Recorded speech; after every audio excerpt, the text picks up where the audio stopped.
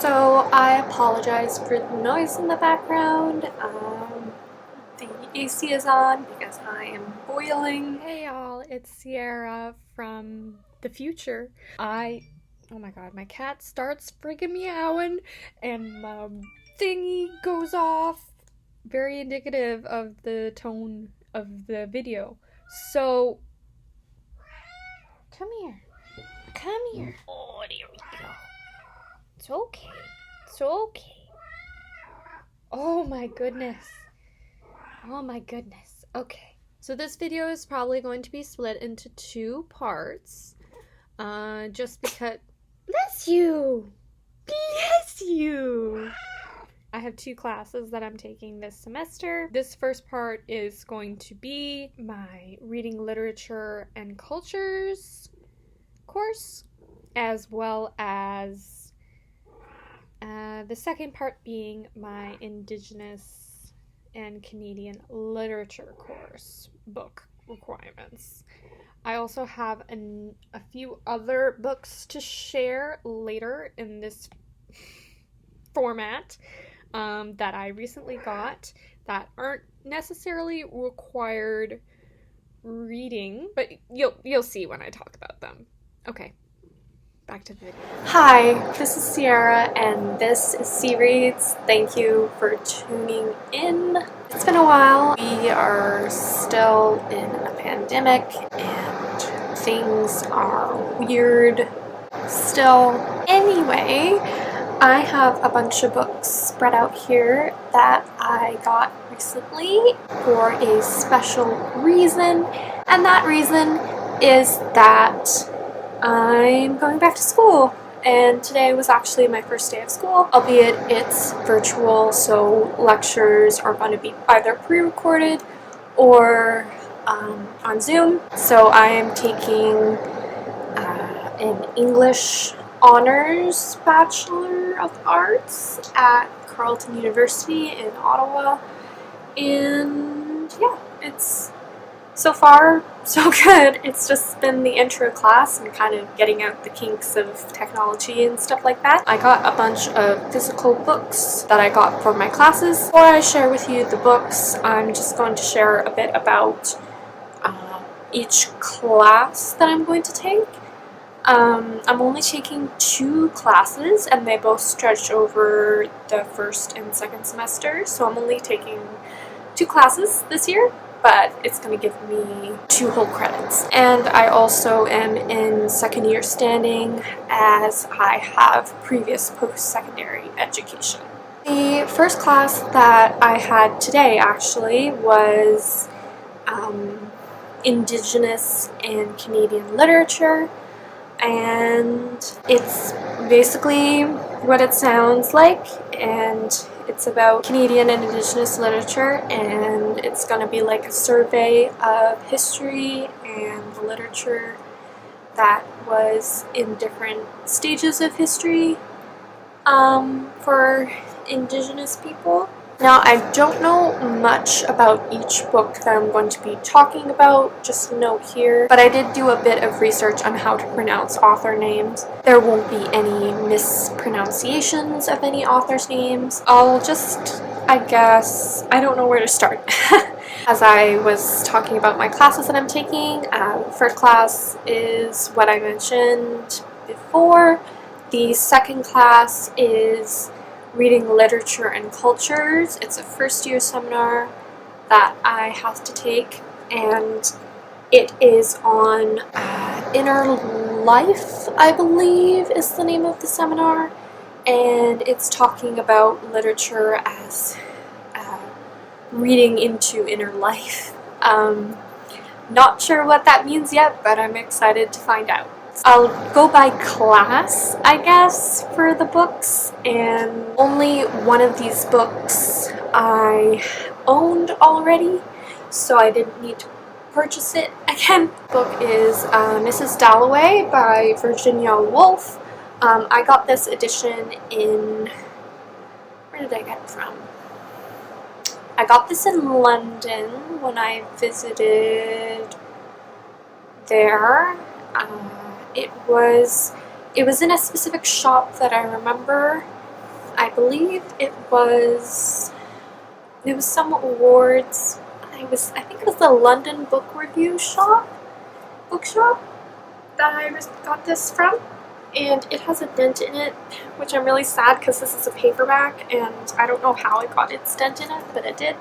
But anyways, I also have To the Lighthouse in this pretty sort of edition with French flaps and cool end papers. I actually don't know what this book is about, and I haven't read any Virginia Woolf.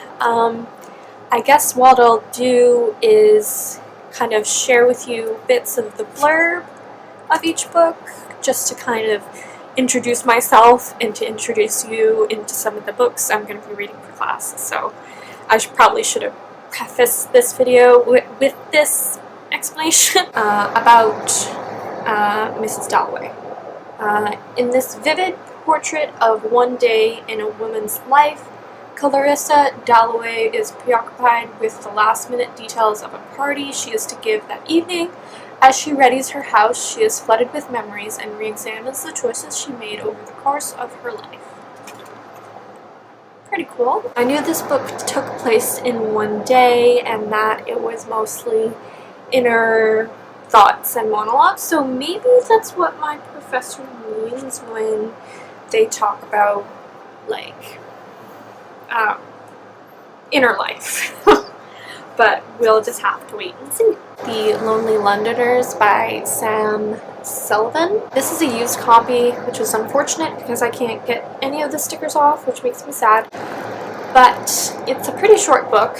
Let's just hear what it's about. At Waterloo Station, hopeful new arrivals from the West Indies step off the boat train, ready to start afresh in 1950s London. There, a homesick Moses Alouetta, who has already lived in the city for years, meets Henry Sir Galahad Oliver and shows him the ropes. In this strange, cold, and foggy city, where the natives can be less than friendly at the sight of a black face, has Galahad met his Waterloo. But the irrepressible newcomer cannot be cast down. He and all the other lonely new Londoners, from a shiftless cap whose family has descended on him from Jamaica, must try to create a new life for themselves. As pessimistic old veteran Moses watches their attempts, they gradually learn to survive and come to love the heady excitements of London. It seems like an interesting portrayal of immigrants. The next book that I have for my reading literature and culture class is Goodbye Columbus by Philip Roth. I believe this is a book of short stories, so we'll be only reading probably Goodbye Columbus, or it might be an entire book, I'm not sure. Yeah, it's some short stories, because there's one called Goodbye Columbus. I might read the whole thing, but we'll see how it is. And the text is like really big. It's like mass market paperback size text. So that's kind of weird. Anyway, read what it's about. Philip Roth's award-winning first book instantly establishes its author's reputation as a writer of explosive wit, merciless insight, and a fierce compassion for even the most self-deluding of his characters. Goodbye Columbus is the story of Neil Klugman and pretty-spirited Brenda Pentinkin. He of poor Newark, she of suburban Short Hills, who meet one summer break and dive into an affair that is as much as about social class and suspicion as it is about love. The novella is accompanied by 5 short stories that range in tone from iconoclastic to the astonishingly tender, that illuminate the subterranean conflict between parents and children and friends and neighbors in the American Jew diaspora. I might as well do the rest. These ones I'm going to be reading in the second semester of my reading literature and culture course.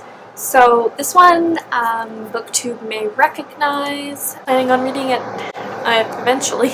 Anyway, and it was something that I was really interested in. So that is In the Dream House by Carmen Maria Machado. And it's about a relationship between 2 women. It's a memoir. So let's hear what it's about. Prismatic, engrossing, and wildly innovative, In the Dream House is Carmen Maria Machado's account of a relationship gone bad and a bold dissection of the mechanisms and cultural representations of psychological abuse. Machado traces the full arc of a harrowing relationship with a charismatic but volatile woman and struggles to make sense of how what happened to her shaped the person she was becoming. Each chapter in this inventive memoir is driven by its own narrative trope, the haunted house, erotica, the Bildungsroman, through which Machado holds her story up to the light and examines it from different angles. She considers her religious adolescence, unpacks the stereotype of lesbian relationships as safe and utopian, and widens the view with essaic explorations of the history and reality of abuse in queer relationships. Machado's dire narrative is leavened with her characteristic wit, playfulness, and openness to inquiry. She casts a critical eye over legal proceedings, fairy tales, Star Trek, and Disney villains, as well as the iconic works of film and fiction. The result is a wrenching, riveting book that explores her ideas of what a memoir can do and be. It sounds really cool. And it has deckled edges too, which most people don't like, but I don't really mind it that much. But like, the only problem I really have with deckled edges is that bits sometimes come off. Like, look, a bunch of bits just fell on my bed. The next book that I have here also has deckled edges, and that is The Remains of the Day by Kazuo Ishiguro. And this book is about The Remains of the Day is a spellbinding portrayal of a vanished way of life and a haunting meditation on the high coast of duty. It is also one of the most subtle, sad, and humorous love stories ever written. It is the summer of 1956 when Stevens, a man who has dedicated himself to his career as a perfect butler in the one-time great house of Darlington Hall, sets off on a holiday that would take him deep in the English countryside and unexpectedly into his own past, especially his friendship with housekeeper Miss Kenton. His memories surface of his life in service to Lord Darlington, of a mysterious time between the wars, and when the fate of the continent seemed to lie in the hands of a few men, he finds himself confronting the dark undercurrent beneath the carefully run world of his employer. Heard of Kazuo Ishiguro before, and mostly, I can't remember, it's definitely not this book that I've heard of, but another book which I forget what it is, but I don't know, people might scream at me, like tell me what it is, but yeah. And then another book that's pretty popular in the book world and on BookTube is Normal People by Sally Rooney. Connell and Marianne grew up in the same small town, but the similarities end there. At school, Connell is popular and well-liked, while Marianne is a loner. But when the two strike up a conversation, awkward but electrifying, something life-changing begins. Normal People is a story of mutual fascination, friendship, and love. It takes us from that first conversation to the years beyond in the company of two people who try to stay apart but find that they can't. Yeah, I heard this was good. It got recommended by Ariel Bissett, so I'm hoping it's good. So that's the end of the first part of this video. I hope you really enjoyed it, and stay tuned for part 2!